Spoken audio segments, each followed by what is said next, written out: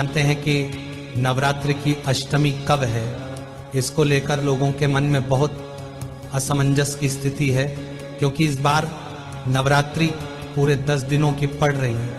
इसलिए इस बार अष्टमी कब है, इसका व्रत कब रखना है, कन्या पूजन कब करना है, कन्या पूजन का शुभ मुहूर्त क्या है, सारी अद्भुत जानकारी आपको इस वीडियो में मिल जाएगी।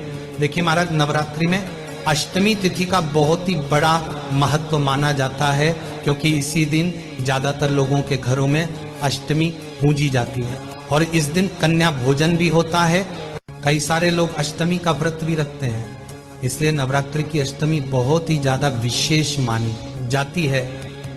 तो महाराज, अब हम आपको बताते हैं कि नवरात्रि की अष्टमी कब है। महाराज, इस बार अष्टमी तिथि की शुरुआत 29 सितंबर सोमवार के दिन शाम को 4:32 से होगी और इसकी समाप्ति अगले दिन 30 सितंबर मंगलवार के दिन शाम को 6:06 पर होगी। उदया तिथि के अनुसार 30 सितंबर 2025 मंगलवार के दिन ही शारदीय नवरात्रि की अष्टमी तिथि रहेगी और इसी दिन जो लोग अष्टमी का व्रत रखते हैं वह व्रत रखेंगे और जो लोग कन्या पूजन करते हैं वह कन्या पूजन करेंगे और जो लोग हवन करते हैं वह इसी दिन अष्टमी के दिन हवन करेंगे। महाराज, अब हम जानते हैं कि नवरात्रि की अष्टमी को कन्या पूजन और हवन करने का शुभ मुहूर्त क्या है। तो अष्टमी का शुभ मुहूर्त 30 सितंबर को सुबह 6:18 से सुबह की 11:55 तक कन्या पूजन का शुभ मुहूर्त है। वैसे महाराज, आपको सुबह 8 बजे से दोपहर 12 बजे के बीच में कन्या पूजन और कन्या भोजन करवा देना चाहिए।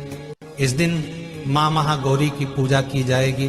देखिए महाराज, जो भी लोग अपने घर में नवरात्रि की अष्टमी को कन्या पूजन करते हैं उनको कुछ नियमों का पालन जरूर करना चाहिए। जैसे इस दिन आपको सुबह जल्दी उठ जाना चाहिए और स्नान कर लेना चाहिए। अपने घर की पूरी साफ सफाई करके भगवानों को स्नान कराना चाहिए और आपको इस तरह ऐसा भाव बनाना चाहिए कि आपके घर में स्वयं कन्याओं के रूप में 9 माता रानी आने वाली है और आप उनकी पूजन करने वाले हैं। और महाराज, जो लोग अष्टमी को अपने व्रत को खोलते हैं तो वो सभी लोग हवन करने के बाद, कन्या पूजन करने के बाद ही अपने व्रत को खोलें।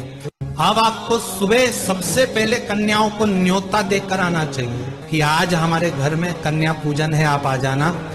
इसके बाद में घर आकर अपनी कन्या पूजन की तैयारी में लग जाना चाहिए। इस दिन शुद्ध और सात्विक भोजन बनाया जाता है जिसमें लहसुन प्याज का प्रयोग नहीं किया जाता है और खीर और पूरी विशेष रूप से बनाई जाती है। और कन्याओं को देने के लिए आप पहले से बाजार जाकर चुनरी जरूर लेकर आ जाए और उनको गिफ्ट में या तोहफे में कुछ देने के लिए जरूर लेकर आ जाएं, जिसे देखकर वह सभी कन्याएं खुश हो जाए।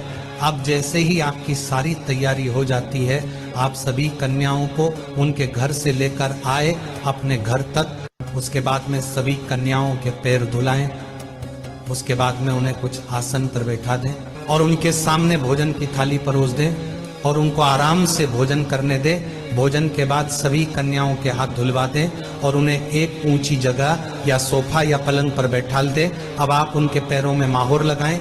अब उनकी पूजन करने के लिए अपनी थाली तैयार करें और सभी कन्याओं को एक एक करके चुनरी उड़ाए, तिलक करें, चावल लगाए, उनको फूल चढ़ाए और उनकी आरती उतारे। और सभी कन्याओं की आरती उतारने के बाद पैर भी आप जरूर छुए और आशीर्वाद लें। महाराज, आप सभी कन्याओं को कुछ पैसे जरूर दें, चाहे 5 रुपए चाहे 10 रुपए जरूर दें और फिर सभी कन्याओं को आराम से खेलने दें। महाराज, अब जब सभी कन्याएं खेल के थक जाएं और घर जाने को तैयार हो जाए, तब आप उनके लिए जो तोहफा लेकर आए हैं वो सभी कन्याओं को एक एक करके दें। ये तोहफा गुड़िया, पेंसिल, किताब, कुछ भी हो सकता है जो कन्याओं को पसंद आए और अपना हाथ पकड़कर उनको उनके घर तक छोड़कर आए। महाराज, जब आपका कन्या पूजन पूरा हो जाता है, इस विधि से अगर आप लोग 30 सितंबर को शारदीय नवरात्रि की अष्टमी तिथि को कन्या पूजन करते हैं तो आपको आपके व्रत का भी पूर्ण फल मिलेगा और कन्या पूजन का भी फल मिलेगा। इसके अलावा महाराज अगर आपको अभी भी कोई परेशानी है अष्टमी तिथि को लेकर या कन्या पूजन से जुड़ा हुआ तो वह आप हमसे कमेंट करके पूछ सकते हैं। और आप हमारे चैनल को अभी सब्सक्राइब कर दीजिए, बाद में आप